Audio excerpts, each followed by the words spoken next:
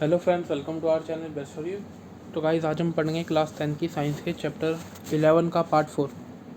तो गाइज़ इसमें हमें पढ़ना है टोटल इंटरनल रिफ्लेक्शन के बारे में कि जो टोटल इंटरनल रिफ्लेक्शन होता है वो होता क्या है। तो देखिए गाइज़ उसके बारे में बता रहा है कि when light enter obliquely from a denser medium to a rarer medium and angle of incidence exceed critical angle, मतलब जब भी कोई रे ऑफ लाइट हमारी डेंसर मीडियम से रेरर मीडियम में क्या करेगी गाइस, ट्रेवल करेगी और उसका जो एंगल ऑफ इंसिडेंस होगा वो एक्सीड कर जाएगा, मतलब ज़्यादा हो जाएगा किससे, क्रिटिकल एंगल से।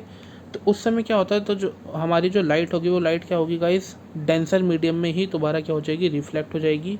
और इसी फिनोमिना को बोलते हैं टोटल इंटरनल रिफ्लेक्शन या फिर इंटरनल रिफ्लेक्शन। एक बार दोबारा बता देता हूँ गाइस कि जब भी कोई लाइट हमारी एंटर करेगी डेंसर मीडियम से रेरर मीडियम में और उसका एंगल ऑफ इंसिडेंस एक्सीड कर जाएगा, मतलब ज़्यादा हो जाएगा क्रिटिकल एंगल से, तो उस समय क्या होता है गाइस, जो हमारी लाइट होती है वो दोबारा रिफ्लेक्ट हो जाती है डेंसर मीडियम में ही।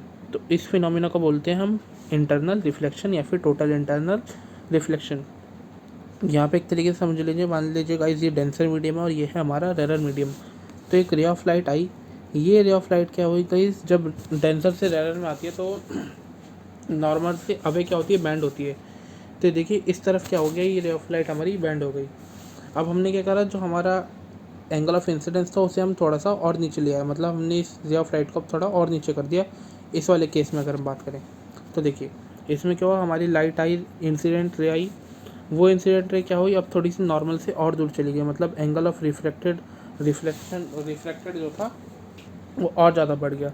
तो गाइस एक ना एक एंगल इसमें ऐसा भी आएगा, मतलब जिसमें एक ना एक एंगल ऑफ इंसिडेंस हमारा ऐसा भी होगा जिसमें जो हमारा एंगल ऑफ रिफ्रैक्शन होगा, जिसमें एंगल ऑफ रिफ्रैक्शन हमारा क्या हो जाएगा, टोटल 90 डिग्री का हो जाएगा। मतलब इंसिडेंस रे आई, वो इंसिडेंट रे क्या हो गई, इस तरफ या इस डायरेक्शन में रिफ्रैक्ट होने की जगह वो क्या होगी हमारी सीधा का सीधा इसी में, मतलब 90 डिग्री पे, 90 डिग्री पे क्या होगी वो गाइस हमारे पास रिफ्रैक्ट हो जाएगी।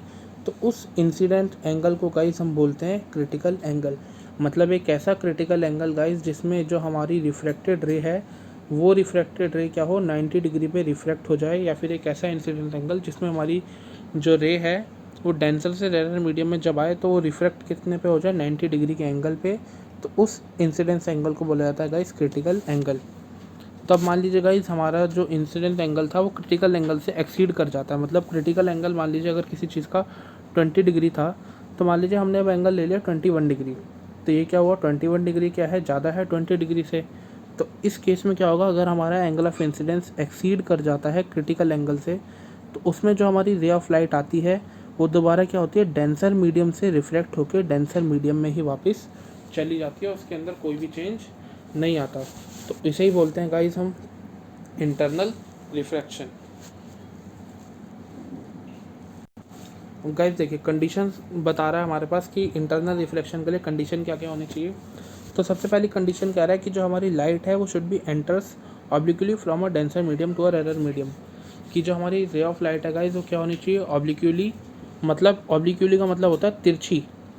वो क्या होनी चाहिए, जैसे मान लीजिए ये डेंसर मीडियम है और ये हमारे पास इधर रेरर मीडियम है, तो जो रे ऑफ लाइट होगी वो थोड़ी तिरछी आनी चाहिए हमारे पास डेंसर से रेरर मीडियम में, तभी हमारे पास क्या होगा, जो इंटरनल रिफ्लेक्शन है वो हो पाएगा। और दूसरा बता रहा है गाइस, जो दूसरी कंडीशन है कि जो एंगल ऑफ इंसिडेंस है वो एक्सीड करना चाहिए हमारे क्रिटिकल एंगल से, तभी जाके जो लाइट है वो रिफ्लेक्ट होगी डेंसर मीडियम में ही। अदरवाइज वो क्या होगा गाइस, डेंसर मीडियम से रेरर मीडियम में रिफ्रैक्ट हो जाएगी, रिफ्लेक्ट नहीं होगी।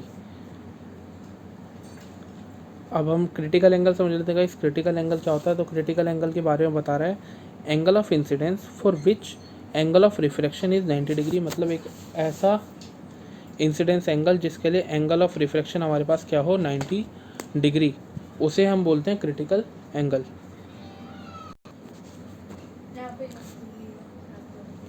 रेनबो की बात करें तो गाइस रेनबो में कह रहा है it is a natural spectrum appearing sky after the rain shower. मतलब गाइस जब बारिश आती है तो बारिश आने की जस्ट अपोजिट डायरेक्शन में जो हमें रेनबो होता है या फिर जो एक नेचुरल स्पेक्ट्रम है वो अपीयर होता है स्काई के अंदर, उसे ही हम बोलते हैं रेनबो।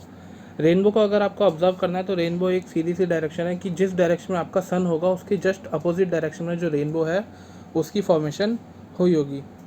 जब रेनबो फॉर्म होता है तो गाइस तीन अलग अलग तरीके के नेचुरल फिनोमिना या फिर आप साइंटिफिक फिनोमिना बोल रहा हूँ, जो होते हैं स्काई के अंदर, वो 3 फिनोमिना कौन कौन से हैं। सबसे पहला फिनोमिना है डिस्पर्जन, उसके बाद जो नेक्स्ट फिनोमिना होता है वो है रिफ्रैक्शन, एंड अदर जो हमारे पास फिनोमिना है वो है इंटरनल रिफ्रैक्शन। डायग्रामेटिकली अगर हम इसे देखें तो गाइस ये इस तरीके से होगा कि सन की अगर हम बात करें तो सन से जो वाइट लाइट है वो सन से वाइट लाइट आएगी हमारे पास रेन ड्रॉप में। अब उस रेन ड्रॉप से वो जो वाइट लाइट होगी वो डिस्पर्स होगी, उसके बाद टोटल इंटरनल रिफ्रैक्शन होगा, और रिफ्रैक्शन के बाद वो क्या होगी, ऑब्जर्वर तक पहुंच जाएगी। तो एक एक करके समझ लेते हैं। देखिएगा, सबसे पहले सन से वाइट लाइट जो थी वो वाइट लाइट आई रेन ड्रॉप पे। इस पॉइंट पे क्या हुआ, हमारे पास रिफ्रैक्शन हुआ। अब यहाँ पे क्या हुआ, ये जो वाइट लाइट थी 7 अलग अलग कलर के बैंड में टूट गई, जिसे हम बोलते हैं डिस्पर्जन। अब ये जो 7 अलग अलग कलर का बैंड था ये क्या हुआ, यहाँ से टोटली इंटरनल रिफ्लेक्ट हुआ, मतलब डेंसर मीडियम से डेंसर मीडियम में ही गया, तो इसे टोटल इंटरनल रिफ्लेक्शन बोलेंगे। अब ये हमारे पास क्या हुआ, यहाँ से रेन ड्रॉप से मतलब डेंसर मीडियम से रेयर मीडियम में जा रहा है, तो ये हमारे पास हो जाएगा रिफ्रैक्शन। और जो रेनबो है वो रेनबो गाइस फॉर्म हो जाएगा, और ऑब्जर्वर क्या करेगा, इसे ऑब्जर्व कर लेगा। तो ये था गाइस आज की वीडियो में। अगर आपको वीडियो अच्छी लगी हो तो वीडियो को लाइक कीजिएगा, चैनल को सब्सक्राइब करना ना भूलें। Thanks for watching.